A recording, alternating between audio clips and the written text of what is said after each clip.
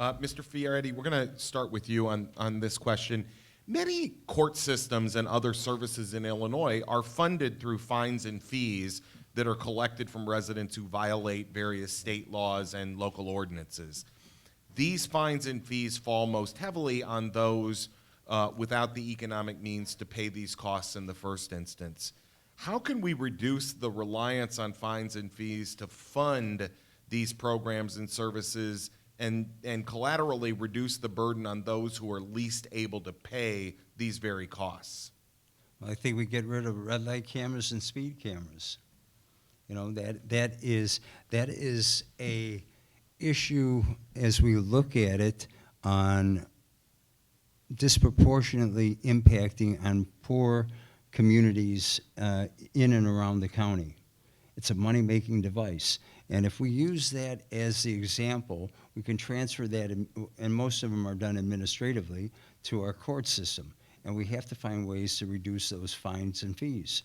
And you know, we used to have a program of SWAP, of doing community work, but at the same time, does that achieve what we want to do? No.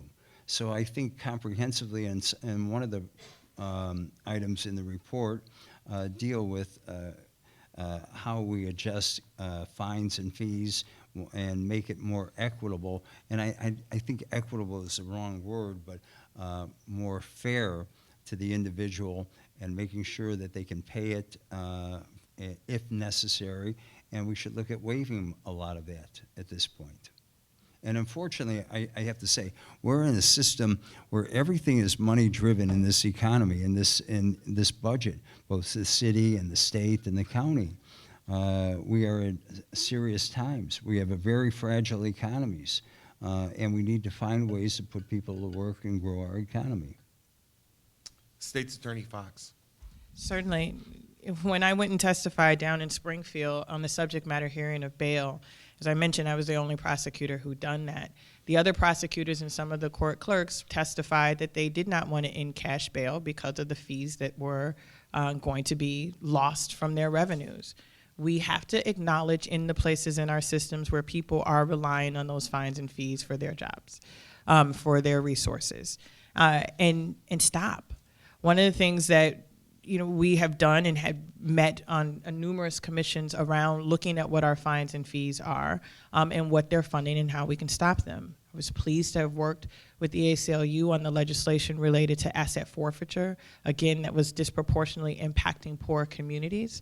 In addition, stopping some of our prosecutorial practices, like prosecuting people who had their licenses suspended because of their inability to pay fines and fees.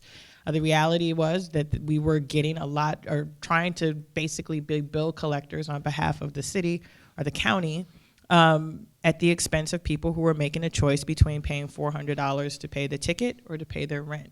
And so I think for us, it is evaluating and looking at what is the source of the prosecution, if it's simply to recover money. The other place where we see this is in expungements. Now that we've done the expungements on cannabis, we know that we are able to do this without cost to others.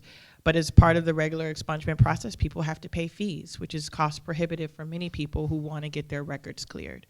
So I believe the State's Attorney's Office should be engaged in making sure that we are minimizing the impact of people having to pay fines and fees. Mr. Conway. Yeah, if someone pleads guilty to drug possession today, they are going to get more than $1,000 in fees that they are assessed. And that is, frankly, incentivizing that person to potentially go out and commit another crime to pay their fees, or sell drugs to pay their fees, and that's exactly the opposite of what we're trying to do in the criminal justice system.